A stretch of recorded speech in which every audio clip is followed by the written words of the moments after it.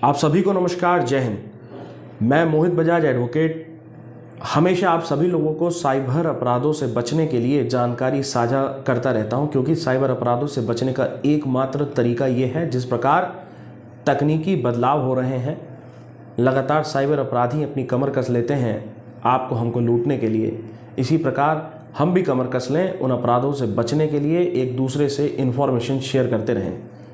फिलहाल आज बहुत ज़रूरी बात आपसे करनी है, वो है सोशल मीडिया के संदर्भ में, क्योंकि हम आप टीवी से ज़्यादा समय अब सोशल मीडिया पर देते हैं।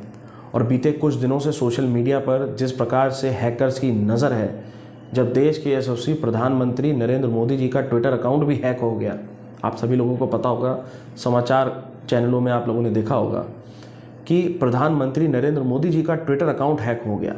ये बहुत ज़्यादा बड़ी खबर थी, क्योंकि देश के सर्वोच्च पद पर विराजमान यशस्वी प्रधानमंत्री और दुनिया की इतनी बड़ी ताकत, उनका ट्विटर अकाउंट हैक हो जाना, वो भी रात के 2:10 कुछ सेकंड पे था। तो ये एक बहुत बड़ी खबर थी, इसके बारे में भी मैं आपको बताऊंगा। साथ ही साथ अभी जो बॉलीवुड से बड़ी खबर आ रही है, दिग्गज अभिनेता जॉन अब्राहम, उनका इंस्टाग्राम अकाउंट हैक हो जाता है और हैक होने के बाद उनकी प्रोफाइल फ़ोटो डिलीट कर दी जाती है। हैक होने के बाद उनके जितने उन्होंने पोस्ट किए थे वो भी डिलीट कर दिए जाते हैं कुछ ही मिनटों के अंदर। तो सोचिए कितनी बड़ी और ऐसी हरकत की है जिसको बनाने में, यानी अब सोशल मीडिया पर अपनी इमेज बनाने के लिए अभिनेता, नेता और आम आदमी कई समय लगा देता है, कई तरीके से पैसा भी खर्चा करता है और मेहनत करता है। और अगर उसकी अकाउंट हैक हो जाए, यानी कि उसकी जो भी पब्लिक फिगर थी, जो भी उसने आज तक कमाया, वो तकरीबन ज़ीरो हो गया। इसलिए आपको और मैं एक बात बता देना चाहता हूं कि साइबर अपराध में भारत बहुत आगे बढ़ चुका है, अपराधी बहुत ज़्यादा आगे बढ़ चुके हैं और अपराध लगातार कर रहे हैं, लेकिन जो हमारा साइबर सेल है कहीं ना कहीं अभी वो वीक है। मैं उंगली किसी के ऊपर नहीं उठा रहा हूं, बहुत उम्दा कदम विभिन्न प्रदेशों के साइबर सेल और प्रदेशों के डीजीपी के साथ साथ वहाँ के जो मुख्यमंत्री हैं वो भी बहुत अच्छा कार्य कर रहे हैं, लेकिन अभी हमें बहुत काम करने की ज़रूरत है। एक सबसे बड़ा उदाहरण मैं आप लोगों को देना चाहता हूँ, फिर मैं अपनी चर्चा आज की आगे जारी रखूँगा।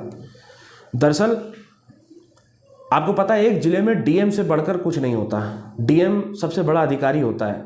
जहाँ कमिश्नरी लागू हो गया वहाँ कमिश्नर की भी अलग वैल्यू है, लेकिन डीएम एक बड़ा अधिकारी होता है ज़िले का। सुभाष एल वाई जो डीएम नोएडा हैं, उनको सभी लोग जानते हैं भैया, कौन नहीं जानता उनको। खिलाड़ी भी हैं, देश का नाम रोशन भी उन्होंने किया,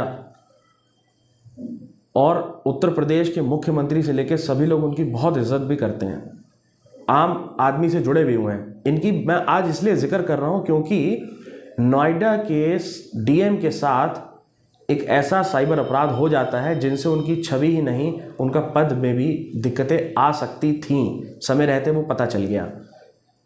एक साल पहले 2020 में 29 अगस्त 2020 को उनके यानी डीएम नोएडा के सीयूजी यानी सरकारी नंबर को हैक कर लिया गया और डीएम प्रयागराज, ये जो पहले इलाहाबाद था, डीएम प्रयागराज के नंबर पर फ़ोन किया गया। हालांकि वो फ़ोन जब डीएम प्रयागराज ने नहीं उठा के उनके किसी निजी सचिव या किसी ने उठाया उनके कार्यालय से, तो कुछ ही सेकंड में बस इतना बोला गया, हेलो मैं डीएम नोएडा बात कर रहा हूँ, यानी गौतम बुद्ध नगर डीएम नोएडा बात कर रहा हूँ, ये बोलता है। इतना कहने के बाद वो फ़ोन कट जाता है। वो जब जानकारी सामने आती है तो आप सोचिए, डीएम की एफआईआर अब एक साल बाद सेक्टर 36 है जहाँ तक मुझे जानकारी है, वहाँ पे नोएडा में अब जाके उसकी एफआईआर दर्ज हुई है। एक डीएम की एफआईआर एक साल बाद जाके दर्ज होती है। तो आप सोचिए कि आप और हम कहाँ स्टैंड करते हैं। एक आम आदमी, एक ऐसा गरीब तबका का व्यक्ति जिसके साथ किसी प्रकार का साइबर अपराध हो रहा है, उसको किसी तरीके से साइबर बुलिंग हो रही है, उसके साथ में किसी प्रकार के साथ उसको साइबर फ्रॉडस्टर के द्वारा उसको प्रताड़ित किया जा रहा है, उसकी वीडियो बना ली जा रही है या उसके बैंक खाते से पैसा उड़ा लिया जा रहा है। कितने सारे मुद्दे हैं, क्योंकि इस समय जो सारा बैकबोन भारत का बना हुआ है वो कहीं ना कहीं इंटरनेट ही बना हुआ है।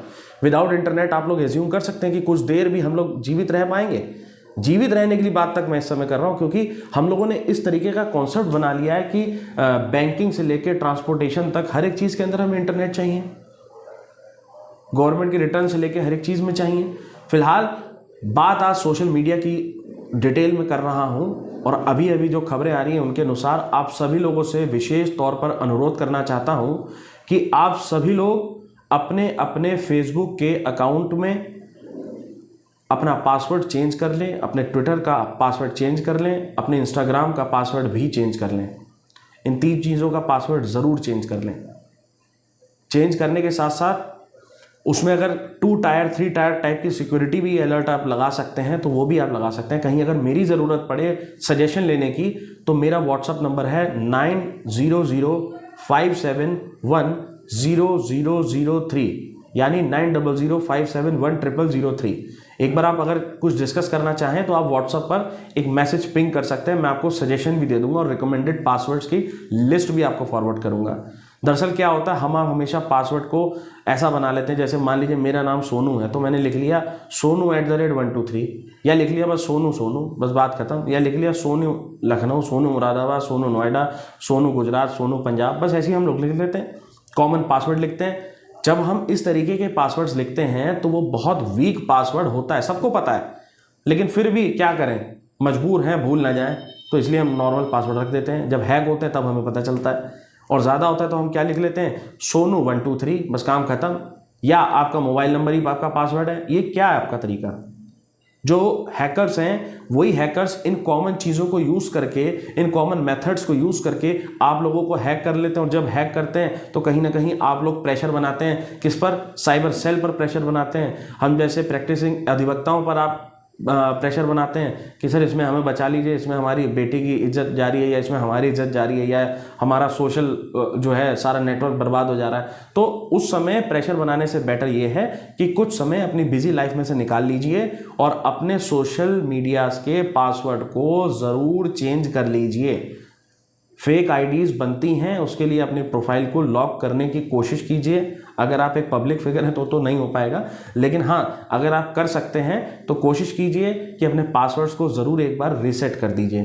कुछ कॉमन तरीके भी हैं इन लोगों के हैक करने के, वो कॉमन तरीके भी आपको पता होने चाहिए। मैं लगातार आके आप लोगों के बीच में वो भी बताता चला जाऊँगा। लेकिन देश के प्रधानमंत्री का जब ट्विटर अकाउंट हैक हुआ है ना, तो यकीन कीजिए आप और हम एक आम आदमी हैं, हम लोगों का भी हैक हो सकता है। इसलिए हमें देश को एक साथ लेके चलना है और हम सभी लोगों को सर्वप्रथम आज ही के दिन तत्काल प्रभाव से अपने पासवर्ड्स को, चीज़ों को तरीके से चेंज करना है। इस चीज़ का आप बहुत ज़्यादा ध्यान रखिएगा। और ख़ासकर कोई भी आपके मोबाइल पे लिंक आता है या कोई भी आपके मेल पे लिंक आता है, उस पर क्लिक करने से आप लोग बचें।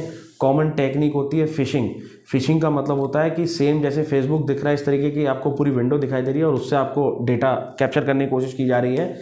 फिशिंग के साथ साथ आपके पास अदर देन अगर सोशल इंजीनियरिंग भी तरीके हैं, मालवेयरिंग तरीके हैं, कई सारे तरीके हैं जो हैकर्स यूज़ करते हैं। आपको उन तरीकों से बचना है। अगर आपको उन तरीकों के बारे में भी पूछना है तो हम आपको बता देंगे, बचने के लिए, करने के लिए नहीं।